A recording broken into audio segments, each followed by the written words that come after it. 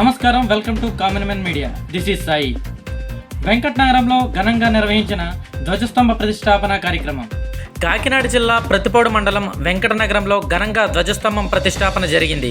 ఈ కార్యక్రమంలో అధిక సంఖ్యలో భక్తులు పాల్గొని పూజలు నిర్వహించారు. ధ్వజస్తంభ ప్రతిష్ట మాకు చాలా ఆనందంగా ఉందని వెంకటనగరం గ్రామస్తులు, భక్తులు తమ ఆనందాన్ని తెలియజేశారు.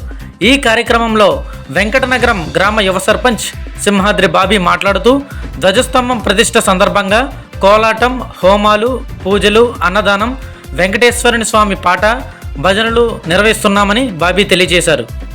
ఈ కార్యక్రమంలో గ్రామ పెద్దలు, భక్తులు అధిక సంఖ్యలో పాల్గొన్నారు.